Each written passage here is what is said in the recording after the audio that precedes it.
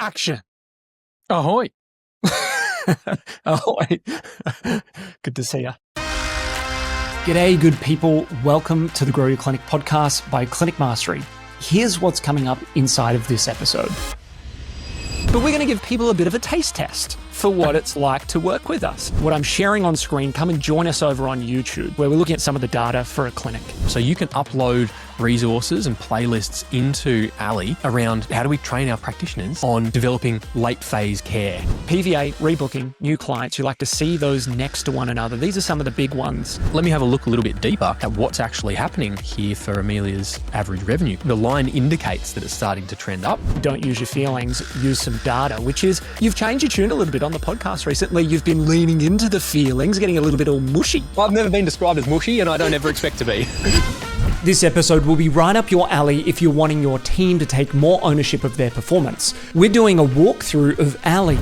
And trust me, you'll want to see how Jack spots opportunities for clinic growth using real-world clinic data and what he prescribes as the solutions. Before we dive in, today's episode is brought to you by allieclinics.com. If you're the kind of clinic owner who loves to feel organized and stay ahead of the chaos, you'll love Allie. Think of it as your digital clone. It's the single source of truth for all your clinic's policies, systems, and training. Test it for free at allieclinics.com. And in other news, applications are now open to work with us one-on-one at Clinic Mastery. If you want support to grow your clinic and bring your vision to life, just email hello@clinicmastery.com with the subject line podcast and we'll line up a time to chat. All right, let's get into the episode. So normally we start off with, hey, welcome to a whole bunch of people that have joined Allie, and it's fairly manageable, which is lovely. But at the moment, the list is just out of sight. And I'm so incredibly grateful for everyone that has jumped on board of Allie to get their data synced, to pull their systems into a single source of truth. Thank you, thank you, thank you. If you need any help, please do reach out. But the list is massive since we've released this new integration with Splo's Halaxy and Nucal to build on top of the Clinico integration. So guns are blazing. That's been hit for six, that's for sure. Certainly. And we've had a couple of new members trickle on through since the last episode, so really excited to welcome new members. And I'll say this, for those who have joined or are considering joining one of our programs, now is such a good time. If you fast forward in your mind to January and February, you're going to be grateful for the decisions you make in November and December. Now is the time to do the farming so that you reap a harvest in January, February, March, through the school holidays, through the Easter season, and come out of April absolutely soaring. And so to get amongst it, you can email me, jack@clinicmastery.com.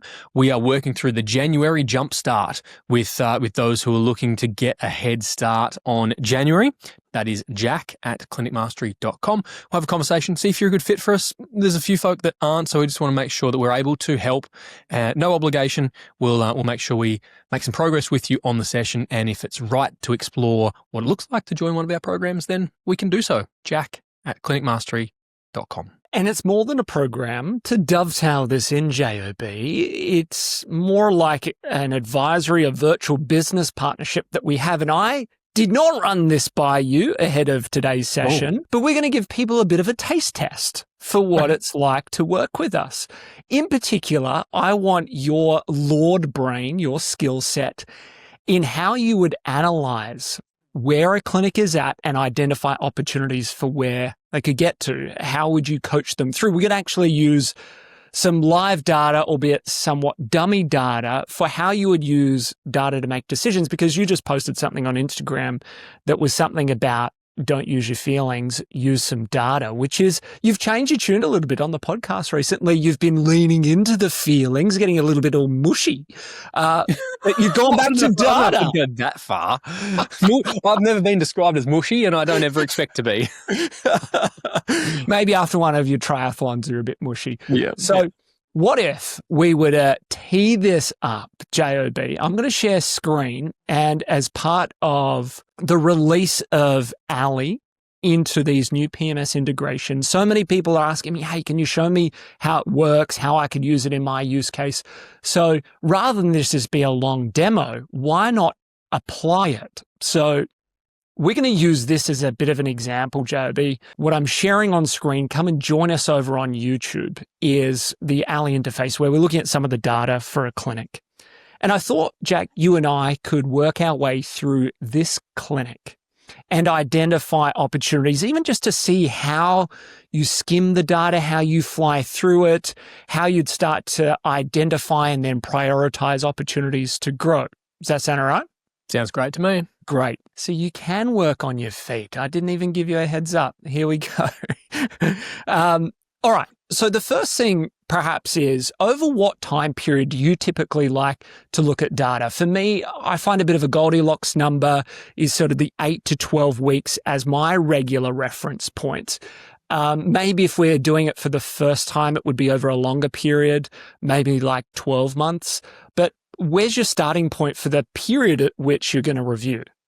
Yeah, I like 12 weeks as a nice place to start. It is the most recent 3 months, and it's enough to see what's happening recently, but also enough to see trends over a couple of weeks period. So start there. I mean, that's one of the beautiful things, right, is you can use some of these predetermined time brackets or date brackets, so you can set your own custom. So 12 weeks is the right one for me.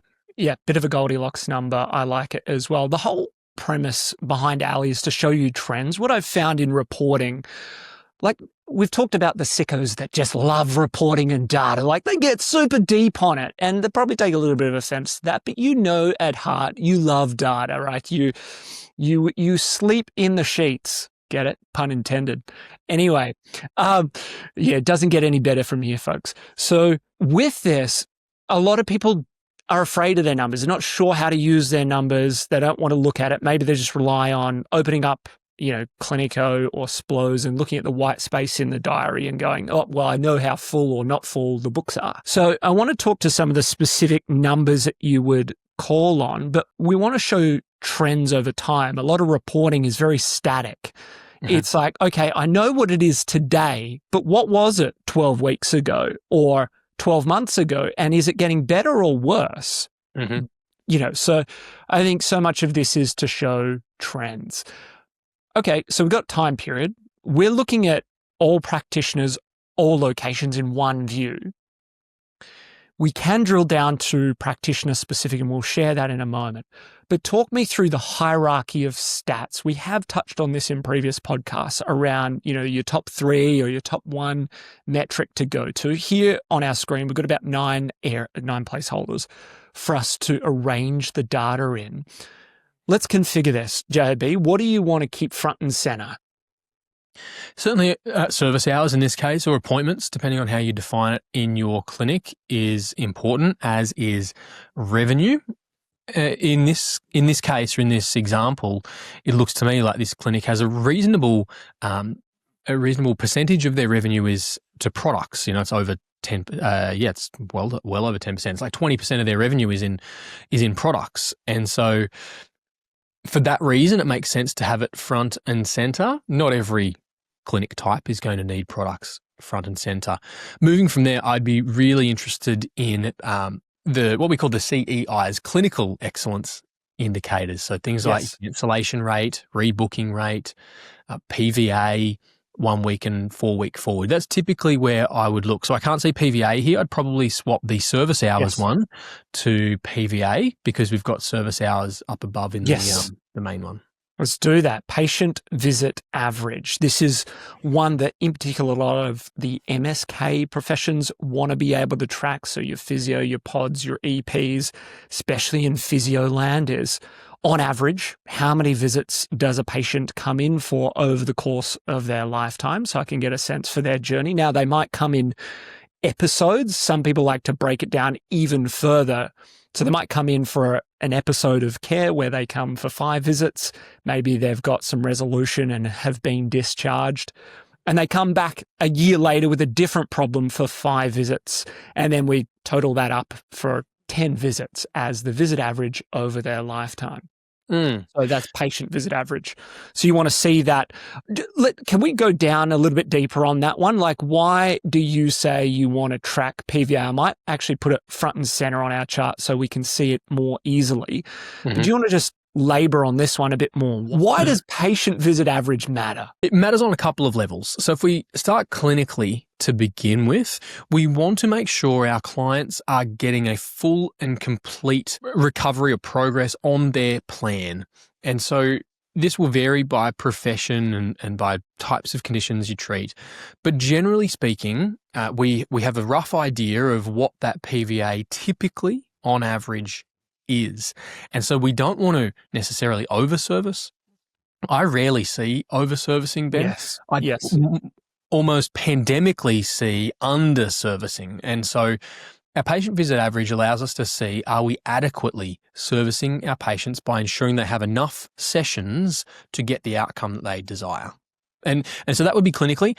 Commercially, when we think about the lifetime value of a patient, that is now, of course, patients are worth more than their dollars, but for commercial intents and purposes, we want to think about how many visits do they come and what is the average fee per consult. And that is what helps us understand the lifetime value. And so if our patient visit average is low, our lifetime value is low, that means our churn is high, means our marketing costs are a high percentage, all of these factors. So that's what goes into it.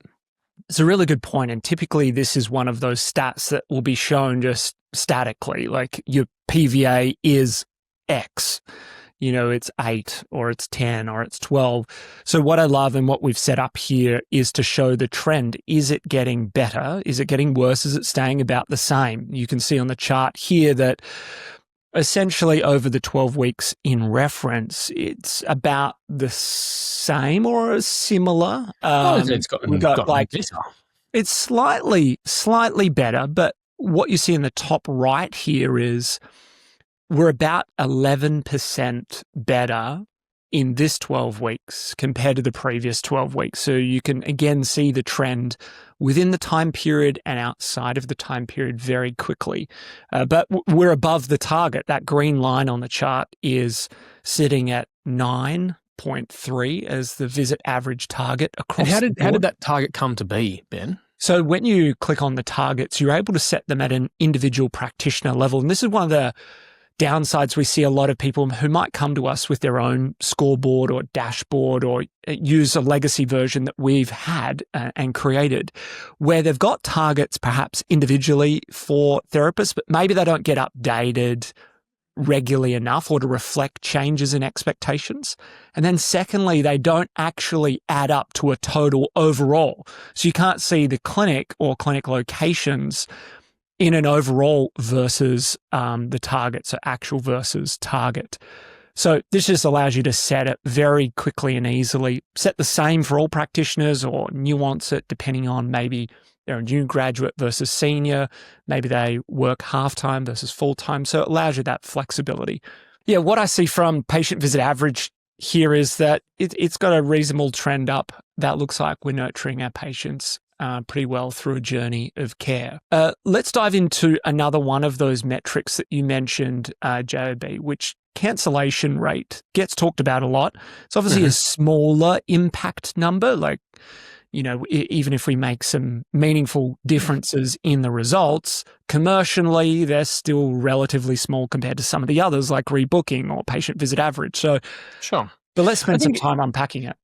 I mean, it is and it isn't. So everything's relative, okay? Yeah. But I would say that cancellations is one where we can make a meaningful shift to profit. So one of the ways to think about cancellations is you're already paying your team member who is there. If someone cancels, that therapist just is sitting around.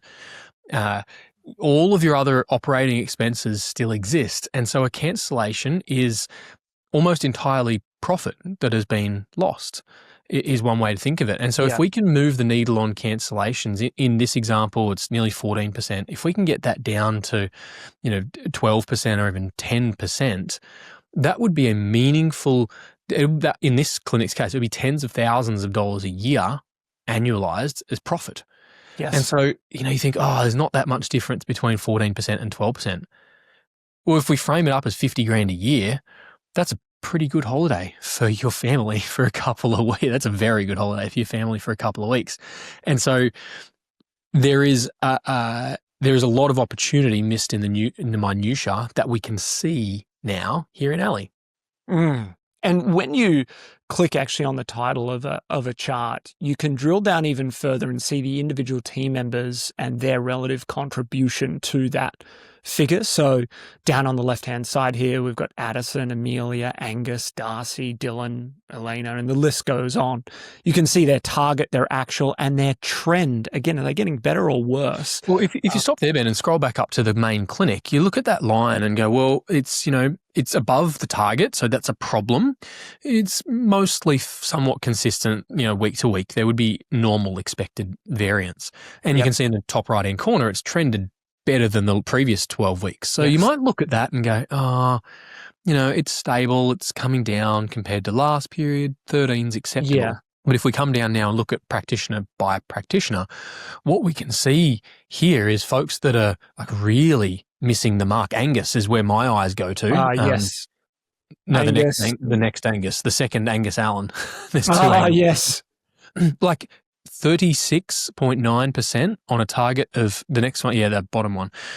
On a target of 10%. Like these numbers are to be, in some regards, canaries in the coal mine. They kind of let us know there's something going on here. And conversely, Amelia, the second name, she's pretty close to target and she's improved like 31% since last quarter effectively. And so she's doing a ripper job. In the first instance, I'm walking out my door straight down the corridor and high-fiving Amelia mid-consult. She's doing something super well.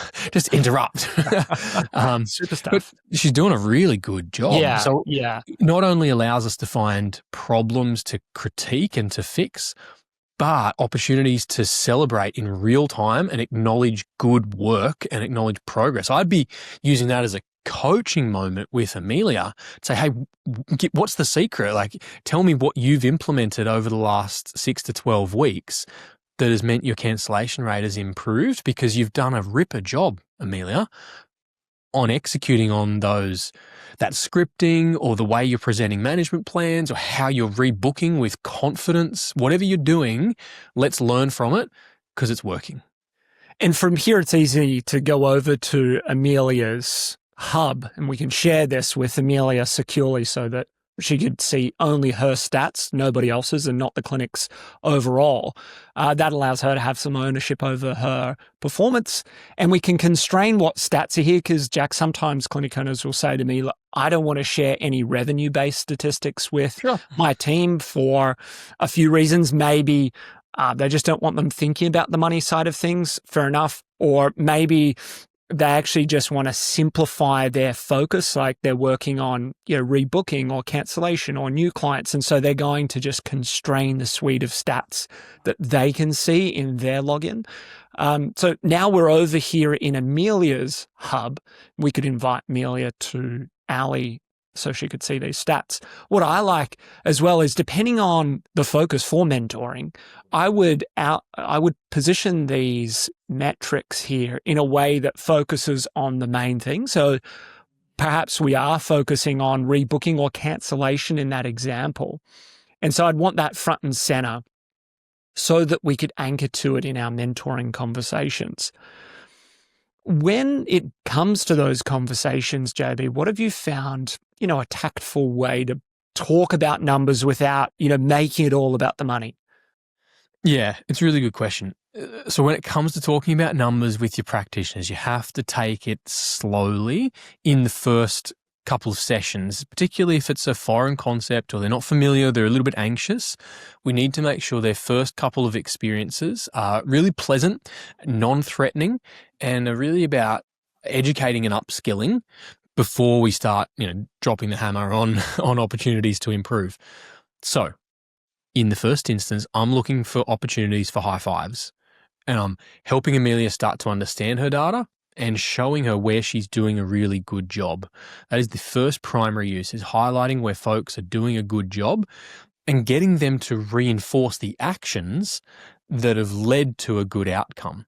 And so in this case, I'd be saying to Amelia, we're looking at rebooking rates here. there's, clearly 2 out of every 3 weeks, Amelia, your rebooking rate is above the target. We've got the target at 90% and you're hitting 100% rebooking, on whatever the maths is there. 6 weeks out of 12, you're above the target. How did that happen? What is it about those patient types? What is it about your scripting that you're able to rebook? And talk me through maybe some of the other weeks where it didn't quite go to plan. Yes. I'm not here to hold you over a barrel, but just talk me through those weeks. Is there anything that comes to mind? Now, she might say, oh, there was a public holiday coming and so I wasn't, the patients weren't able to come on a different day or she was sick or whatever the case may be. It's a really interesting point. And when you see that in the context of some of these other stats, now as I scroll down and see cancellation rate quite obviously next to it, even though cancellation rate has improved meaningfully, as you called out before, close to 32% in this period of time, you could actually see it trending worse. Right. Very interesting. Trending worse in the last, 6 weeks. So, yeah. But she had a couple of weeks there where it was 0% cancellations. So there's some peaks and troughs here that we just need some context on. And so often we described in our podcast episodes and series around our finances and Xero that we need to understand the narrative behind the numbers. And so that's where we're starting to tell the story of what's been happening. What was it about that week where we had 30% cancellations? Oh, you were just sick for the week, right? We had to cancel most of your diary. Yes. What about those weeks where it was 0? What led to that? And understanding the story behind the statistics that we're looking at. It's a great coaching moment for you to ask that question of the therapist, right? To just help me understand, some of the reasons why you see this happening. And also to try and figure out, okay, rebooking's going really well for Amelia here, but cancellations are creeping up. So we're rebooking them, but maybe then they're getting to their appointment time and canceling. To what degree is, right? That's just out of your control. The kids were sick, got caught up in traffic, so I had to cancel my appointment. Or we've rebooked them, but they don't actually know why they're coming back. Is there an opportunity for the communication in their treatment plan to be better, to understand what we're going to do at the next appointment? So despite the improvement, we're always looking for little opportunities like that for practitioners to be better in their role. What else are we seeing over here, JB? New clients, the weekly target is set astronomically high at 10. I think I might have done that just as part of demonstrating how you can change targets for some folks. I'll update that to 3 just so you can see. And you can see the charts move there, the target gets set and all the lines kind of move to scale. Yeah. So what we see there is, she's relatively consistent, particularly over the last few weeks. Now we can see that there were really 3 weeks here where it was 101, and that's really going to negatively skew those stats. But by and large, that new client number is what she's hitting, and it's improved from the previous 12 weeks. So I don't necessarily see a concern. And you're right, Ben, that the challenge is to view these numbers, these KPIs, in context of one another as well. So I'd be interested perhaps to look at her new clients next to her rebooking rate, next to her PVA. And so maybe you could do that, change the appointments and cancellation to rebooking and to PVA. And this, for me as a clinical mentor, gives me a little bit more context as to what's happening. Amelia's not getting heaps of new clients, 2 a week on average. By and large, she's rebooking really solidly, and her PVA is about on target. On average is at 5, and you can see there on the chart, it hovers between 5 and 6. So she's probably doing a pretty good job with those new clients. That's what I see there. By and large, doing a really good job. One of the nuances here to PVA, patient visit average, inside of Allie is this. We calculated on a rolling 90-day window because the best assessment would be over the entire lifetime of that practitioner or over the entire lifetime of that patient, depending on how you're looking at it. On average, how many visits do they come in for? But if we were looking over that time period, there just wouldn't be a lot of fluctuation. It would be hard to see if it's trending better or worse.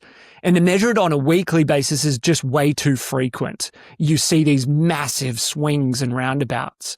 So what we do is we actually look at, say, today's date and the previous 90 days. And we say, what is the visit average over that period? And we take a snapshot. And then we go another week into the future, and that 90-day window just slowly moves along with us so that we can see whether it is increasing or decreasing, because you could have a massive influx of new clients and it'll make your PVA look really bad, really low, as an example. So we like to capture the rolling window there, which is a unique way of looking at it inside of Allie, but it's what we've done over a decade now working with clinic owners, help them have stats that they can use. You can be soaked in, a swamp of stats, but if you're not using it or you don't know how to use it, then you're not going to make the gains that you could otherwise do with a practical suite of just what you need. Which is usually coffee and good company. But anyway, PVA, rebooking, new clients, you like to see those next to one another. These are some of the big ones here. What are you seeing from this now that they're all together? Yeah, it looks to me like as those new clients have come through consistently, that naturally, creates a little bit of a dip in the PVA, which is doing a fairly stable job of her rebooking. It ebbs and flows a little bit, but that's okay. There's natural variation. Absolutely. So then we're asking, well, is the target appropriate? Do we need to move the target, or is the performance appropriate, and do we need to change how Amelia is performing here? Are we projecting appropriately or are we performing appropriately? And so we might look at this and go, well, that PVA is probably, we could set the bar a little bit higher. We've set the bar at 5. We don't know. It's a fictitious practitioner and profession, that maybe 5. Look, for our clinic and compared to some of the high performers in our team, we need to move that target now that you're consistently hitting 5. We need to move that closer to 5.5 or 6. And so we start to lift the bar and lift those expectations on Amelia. And so then it comes down to clinically coaching her through it. We might say, well, Amelia, how do we treat our patients towards the end phase of their rehab, assuming this is an MSK acute type arrangement? Because typically practitioners, those early in their career, are very good at their assessment and early phase treatment, but they often have a lot of opportunity to upskill when it comes to planning out the care of patients and maximising the middle and later stages of rehab.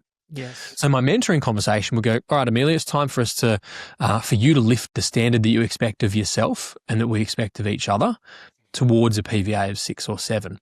That looks like helping your patients with an additional 1 or 2 sessions. What do you think you could do to really add value, to make this an obvious no-brainer for your patients? Is there some additional strength training capacity testing that we can do? Can we upskill you when it comes to your exercise prescription? Can we help some of those patients that are interested in maintenance care, knowing full well, patient-informed, patient-centered, blah, blah, blah. But if those patients want ongoing care, how do we make it easy for them to continue to invest in their care? So they're the types of clinical upskills, assessments, treatments, and planning conversations that we'd look to skill our team members in so that they can progress the PVA. Yeah, it's a really good point about how this is just living and breathing. You're continually making small adjustments in collaboration with your team members and getting them to do that self-analysis and reflection as well. I found that quite useful in a mentoring conversation.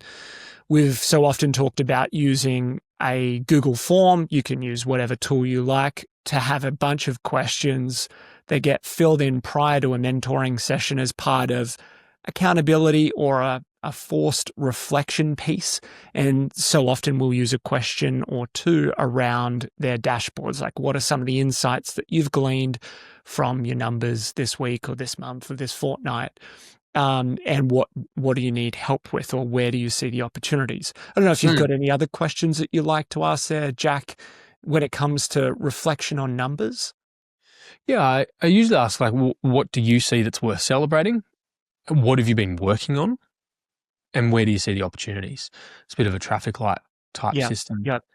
But often things come that. out amongst conversation too, right? Like you just got to talk it through and, the neurons connect dots over time. There are many other stats inside of Allie that you can choose from the drop-down menus. We just got 9 here. I think so many people, and I said it tongue-in-cheek before, but they do want to have all these stats and it just becomes overwhelming. You can't really get any signal from the noise. So try and really make this simple. I think that also helps with adoption, because if you don't want to have all this data in front of you as a clinic owner, but then your team don't get on board, because that just increases reliance on you, right? So you want this to be in a way that your team embrace it, they adopt it, they use it, they reference it.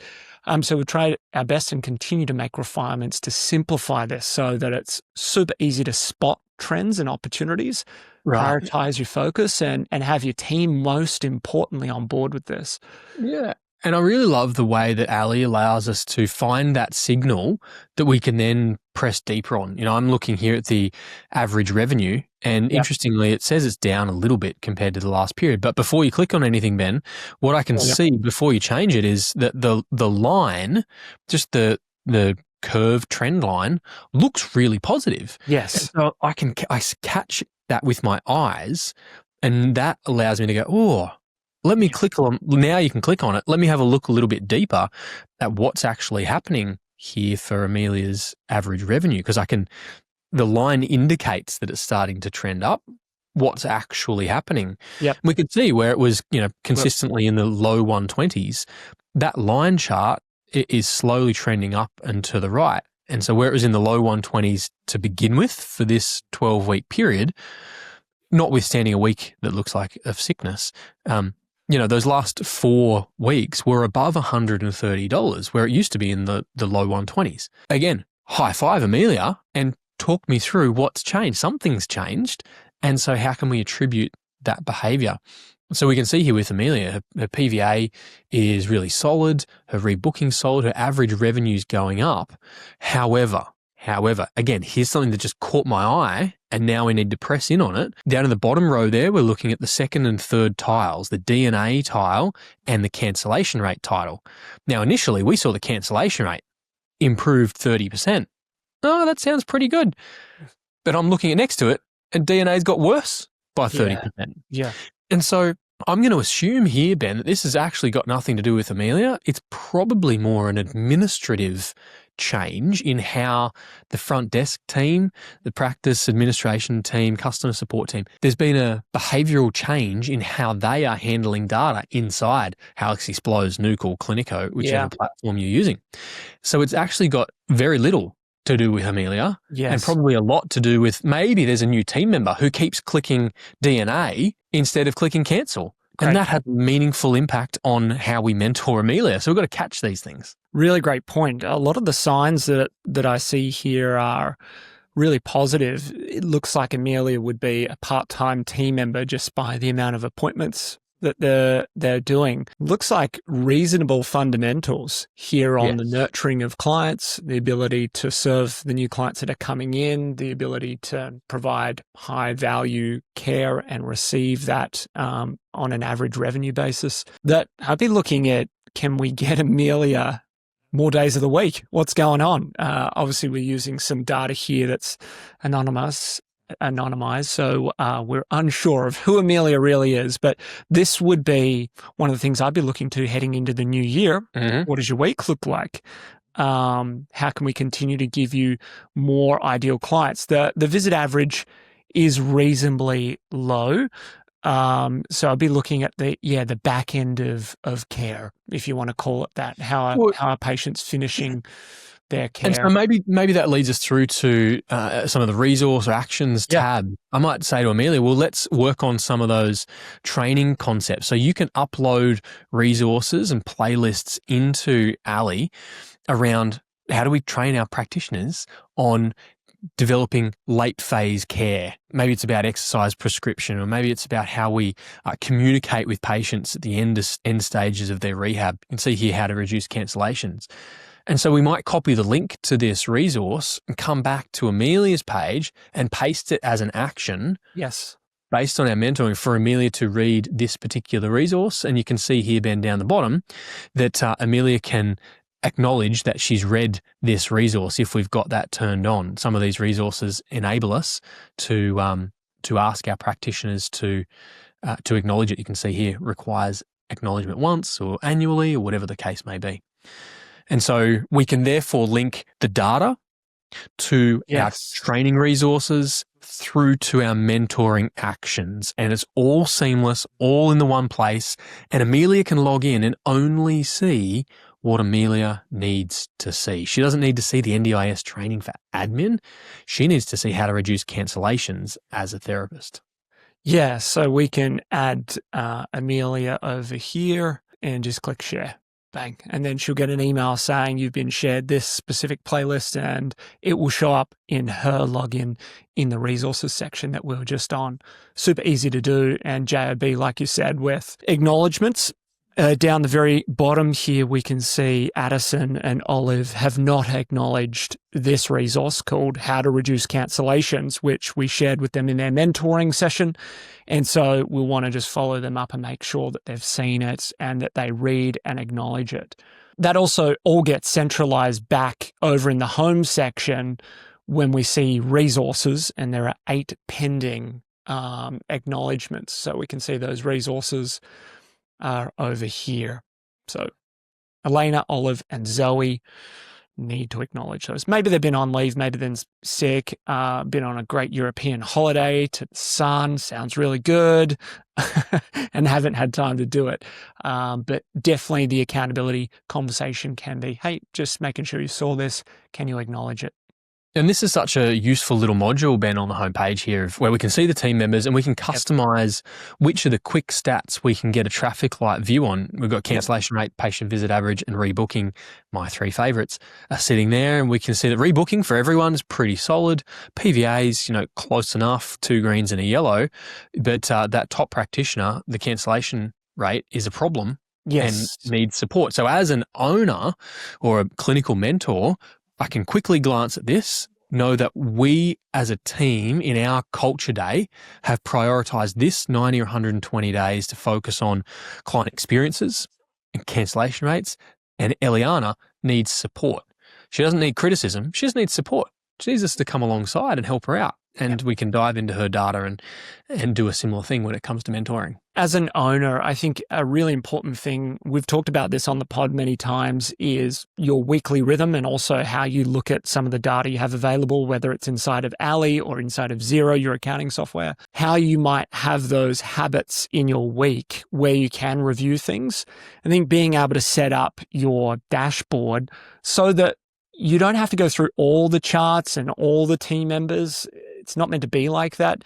You're meant to just have a couple of key focuses and look at how you're trending, identify some insights, make some decisions, take some action, and then repeat the cycle.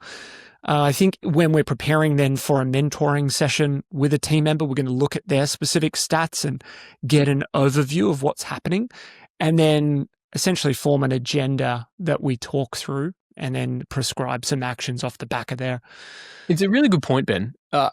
So here's my observation, is that early stage or amateur clinic owners are addicted to too much data. Yeah.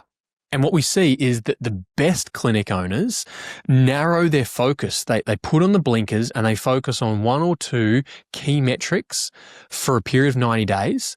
They focus their actions, projects, outcomes around those couple of metrics, and they execute to a point where they are mastering it. It's all about mastery. Yes. And then the next 90 days, you can move on. And, Mick Risk explained this beautifully at our Grow Your Clinic Summit for our members, 350 odd members in attendance in Melbourne in 2025.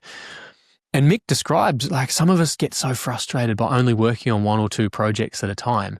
But the reality is that in a 90-day period that happens 4 times a year, if you focus on 2 metrics in each of those periods, that's 8 metrics. There's not many more than 8 key metrics in a clinic. You nail them all in a 12, 18, 24-month period with focus, intentionality, and mastery. Yeah. And if you kind of see it as, I see it all coming to revenue, really, in this instance. We'll go to zero to look at some of the costs and the profitability side of things.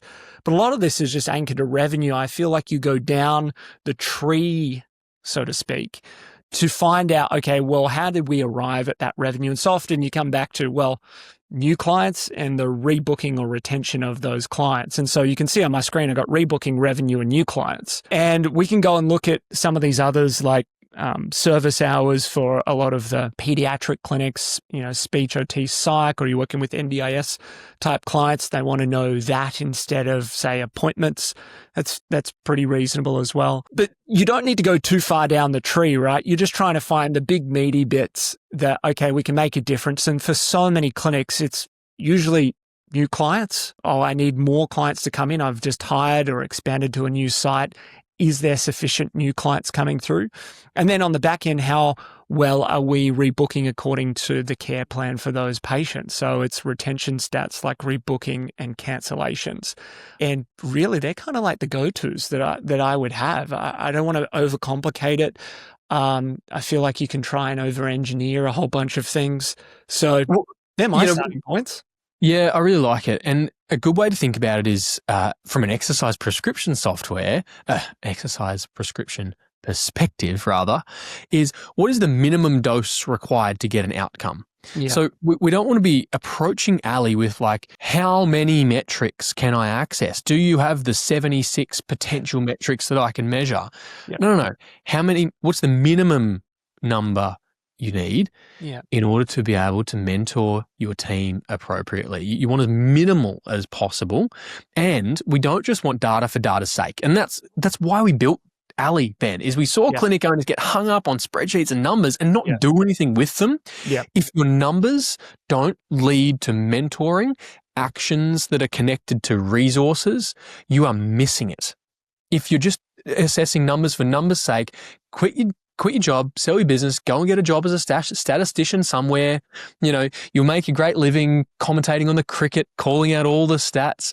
But your numbers must lead to mentoring, and mentoring is not just telling someone what to do.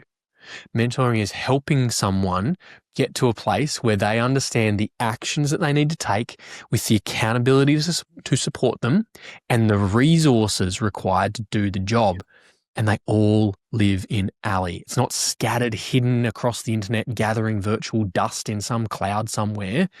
Allie is the place for everything to live. Well, JB, as we look to wrap, I just want to share a couple of things that I get asked about. How should I set up some of the resources side of things? A resource is the terminology we use for any policy, procedure, training, any document, audio visual that you want to share with your team. It's a piece of content that you want to share with your team that you can do in Allie.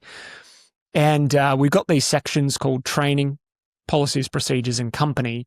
Some really great examples of playlists include onboarding new team members, getting them familiar with the vision, mission, values, orientating them physically to the space, giving them all the things they need to understand about how payroll and leave work inside of Allie. And there's over 120 resources that are done for you, ready to plug and play inside of Allie. You don't need to start from scratch, which is perfect for the new clinic, but especially good for those clinics that they've created a version, but it's gathered some digital dust over the years and no one really looks at it or uses it. To have it fresh in Allie is a really great way. But therapist CPD, admin CPD, and training, customer experience, the new patient experience, scripts potentially using on the front desk, are really great playlists that you can create pathways for career development at the clinic, how we do marketing, like our tone of voice, our brand, some of the assets that you've got can easily be stored and shared inside of Allie so that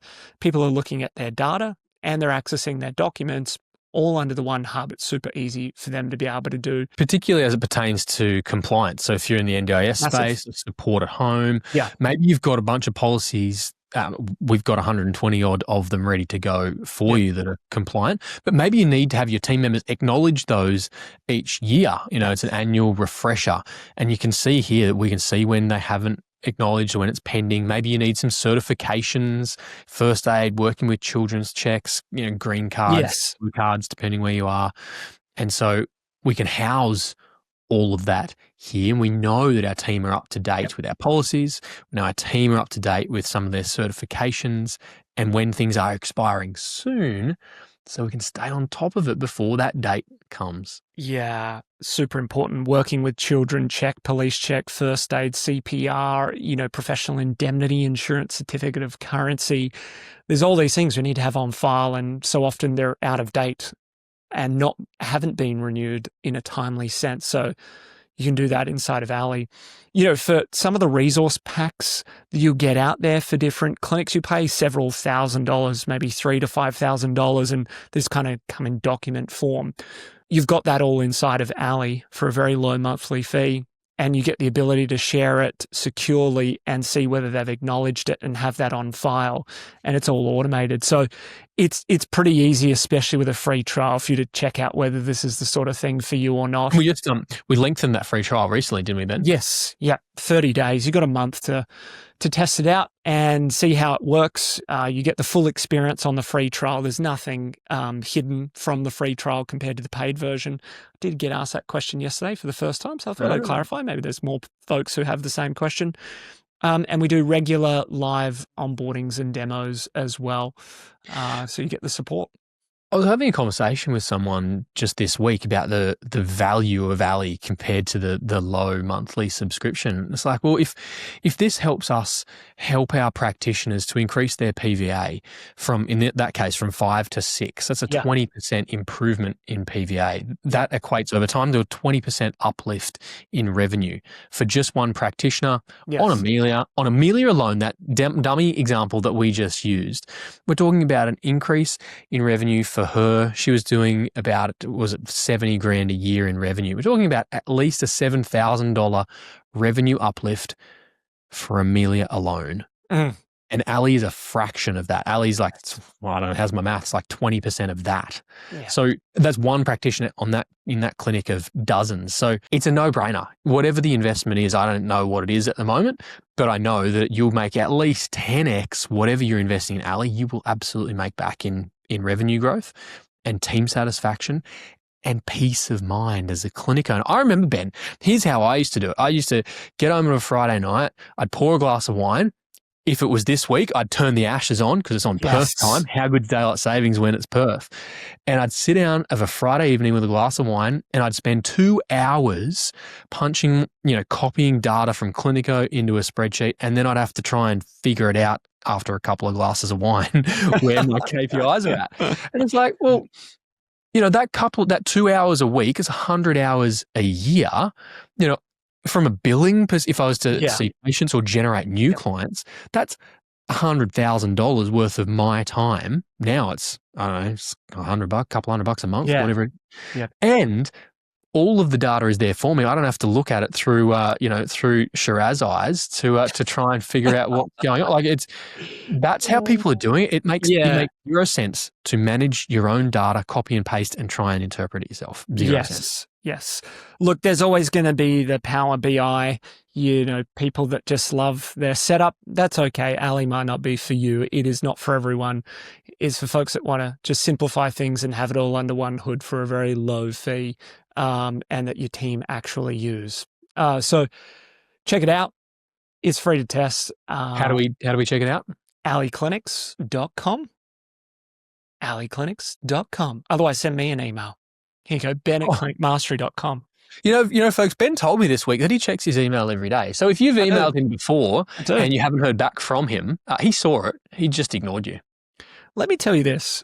Currently, I have 7 emails in my inbox. Oh, you beat me.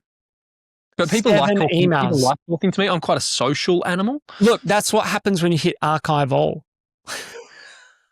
I joke. No, I given the rollout of these new patient management systems, my inbox has been lit up more than your Christmas tree, and in a very good way. Lots of people giving feedback, needing support, asking questions. So I've been hot on Hey, it. I'll say this too, Ben. If you're an Allie user, and we get these like almost every day, we get feedback from Allie users who are loving it. They're like, this has changed my life, this mentor and that man. If you're a raving fan, get in touch. If you want to spread the word and you want to help Allie help other clinic owners, if you got people in your network, just let us know. Send an email, ben@clinicmastery.com. If you're a raving fan, we got a few things up our sleeve that we could maybe talk about for 2026. Yes, we definitely can. Well, that was good. Good to get a bit of an insight into how you do it, JB. I think every time we've gone through dashboards, Allie, Xero with clinic owners, there's always some version of like, oh, you made that seem really possible or achievable or simple. And now, no doubt there are folks who are tuning in, watching in that have quite a high degree. They're power users of spreadsheets or, BI. And, you've got your process and this might be rather simple. But I also challenge you, how complicated does it actually need to be? We're in quite a simple industry of services and service hours and appointments. So, maybe into 2026, how can you simplify things? I think that's always the challenge. It's certainly a thought that I have is amongst growing and always wanting to be better or refine things, how does that also include simplification and distillation rather than just adding and complecting or making things more complex? I like it. It's an art that we learn over time. Yes, we all get the humble experience of being in business and thinking, look at all these whiz-bang ways to do things. And you go, you know what? Simple works. It does. Well, JB, thank you so much for your insights, and we'll catch you on another episode very soon. Folks can head over to clinicmastery.com/podcast for the show notes for previous recordings and a whole bunch of free assets, resources that you can download into your business. Plug and play.